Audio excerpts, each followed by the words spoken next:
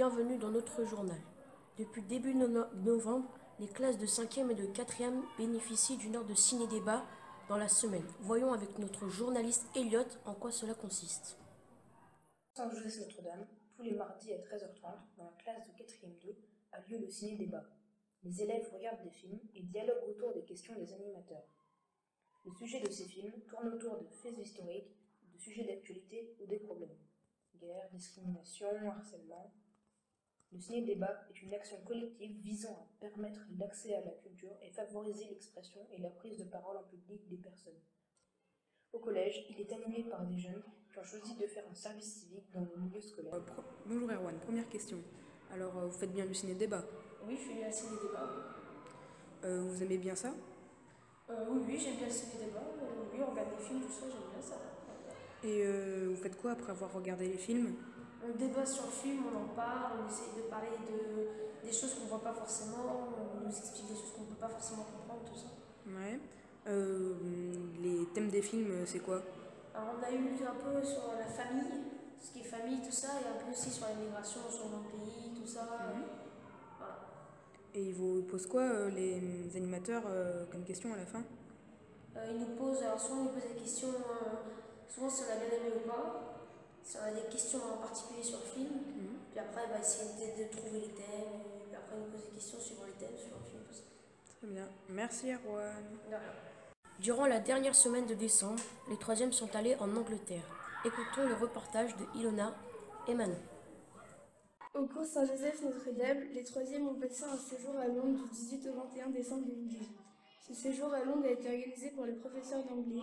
Ils ont fait de nombreuses visites comme le musée de Madame Tussauds, les studios de tournage d'Harry Potter et une initiation écriture. Ils ont été hébergés dans ces familles d'accueil. Nous avons interviewé le professeur organisateur, Madame de Tézy. Qu'avez-vous le plus apprécié durant ce voyage? L'entente entre les élèves, ça s'est très bien passé, il n'y a pas eu d'histoire particulière et on a vraiment eu de la chance pour le temps et puis la visite de Londres à pied, moi ça m'a beaucoup plu. Depuis quand proposez-vous ce voyage? Alors on propose ce voyage aux élèves en 3e depuis maintenant 4 ou 5 ans et à chaque fois on prépare les voyages dès le mois de juin de l'année précédente. Est-ce que tout s'est bien passé? Pouvez-vous nous faire un petit bilan de ce séjour? Ben oui, comme je disais tout à l'heure, tout s'est très bien passé. Il n'y a pas eu d'histoire à part 2-3 élèves qu'il fallait reprendre, mais on était vraiment contents de la bonne entente de tous les élèves. Que pouvez vous dire sur les familles qui vous ont hébergé? Ben, la nôtre, personnellement, elle était très bien, très sympa. On avait juste 3 petits chiens, pas très cool, mais sinon c'était sympa. Comment était la météo durant votre voyage? On a eu beaucoup de chance parce qu'il a fait beau, on a juste eu un petit peu de pluie le premier jour et sinon plutôt du soleil et chaud. Qu'avez-vous mangé durant ce voyage? Ça dépend, dans les familles c'était plutôt des spaghettis bolognaises ou des pizzas et puis nous les professeurs on pouvait aller dans les restaurants donc c'était des fish and chips et sinon c'était les sandwichs préparés par les familles. Avez-vous bien aimé? Oui, beaucoup. Est-ce différent de la nourriture française?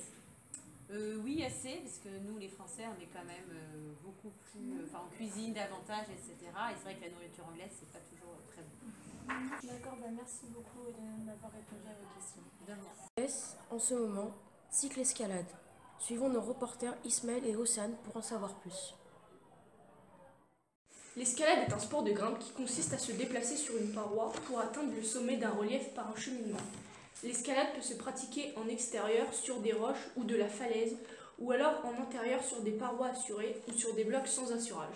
Nous grimpons en moulinette, c'est-à-dire la corde est déjà accrochée au sommet en haut de la voie et le grimpeur grimpe assuré par une autre personne en bas du mur. Le matériel utilisé pour l'escalade est un baudrier, une corde, un appareil d'assurage et un mousqueton. En ce moment, les 4e font de l'escalade à la salle de Mandela sur le boulevard de l'Europe à côté de Saint-Sever, à Rouen durant 2 heures par semaine. Le mur fait environ 12 mètres de hauteur. Pour savoir si cette activité plaît, nous allons interroger Maxence. Bonjour Maxence. Bonjour. Est-ce que tu es content de participer au cycle d'escalade? Oui. Est-ce que cela te donne envie de faire en club? Non, parce que c'est un sport spécial. Est-ce que tu t'amuses bien? Oui. Est-ce dur pour les élèves de première année d'installer le matériel? Non. Dans notre classe, nous avons un passionné de collection d'horlogerie. Écoutons ses conseils au micro de notre reporter Vincent. Esteban, élève en 4e 2, est un passionné de montres anciennes. Il les collectionne depuis 1 an. Cette passion lui provient d'un héritage de son arrière-grand-mère à son père. Il possède 6 montres qu'il choisit en fonction de leur âge et de leur valeur. Il les achète chez les antiquaires et brocantes. Se lancer dans ce genre de collection nécessite de connaissances sur le sujet. Voici quelques membres de sa collection et de ses conseils pour bien les choisir. Où les as-tu obtenus? Alors, pour la plupart, en brocante ou dans les magasins qui revendent des antiquités, comme ces trois-là. Mais celle-ci, je l'ai achetée chez un revendeur de montres spécialisé, des montres de haute gamme. Depuis combien de temps les as-tu? La première que j'ai eue, c'est celle-ci. Ça va faire à peu près de 3 à 4 mois que je l'ai. Puis j'ai enchaîné avec celle-ci. C'est un peu plus de 2 mois que je l'ai. Après, j'ai enchaîné avec celle-ci. Ça va faire 2 semaines que je l'ai. Et celle-ci, 1 semaine. D'accord. De quand date-t-elle? Alors la plus vieille, ce n'est toujours pas sûr, on ne sait pas sûr parce que la seule chose qu'on peut dire, qu'on peut voir, c'est son numéro de série. Ici, la plupart du temps, il est gravé ici. Mais du coup, ça c'est un modèle qui était fabriqué dans les années 1800, qui a commencé dans les années 1820, mais qui peut très bien dater de 1820 à 1860 à peu près. Devenir écrivain est un rêve qui nourrit certains élèves qui ont la passion de l'écriture. C'est le cas de Marion. Suivons son reportage avec Lucie. L'écriture est une passion que beaucoup partagent. Tout au long de l'histoire, l'écriture a été un moyen de communication important. Elle existe depuis l'invention de la langue. Au cours de notre scolarité, rédaction et travaux de lecture sont au programme. On commence souvent tôt. Cela devient parfois une passion qui nous incite à écrire et à publier sur Wattpad par exemple. C'est un site où tout le monde peut publier ses histoires et ses œuvres gratuitement. Chacun peut laisser son avis sur le texte, qui peut parfois se faire repérer, mais c'est assez rare. Il existe aussi des prix littéraires sur ce genre de plateforme et des concours sur des thèmes précis.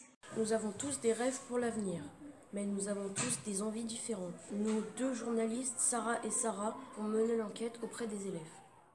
Qui n'a jamais rêvé de devenir célèbre, de faire un bon métier et de bien gagner sa vie en faisant ce qu'on aime? Tout le monde avait un rêve d'enfance, un objectif à atteindre, mais il se peut que cela change au cours de notre vie. Il y a des gens, étant petits, rêvent d'être chanteurs, acteurs, footballeurs, riches. Après tout, même si ce n'est qu'un rêve, cela peut devenir une réalité. Nous avons enquêté auprès d'élèves. Tu voudrais faire plus tard? Moi, je voudrais être institutrice. D'accord. Et quand tu étais petite, t'avais pas d'autre rêve d'avenir? Mais si, je veux être chanteuse. Et pour ta vie personnelle, qu'est-ce que tu envisagerais? Être assez riche et avoir une sorte de petite famille. Ouais. Merci Sarah. Merci.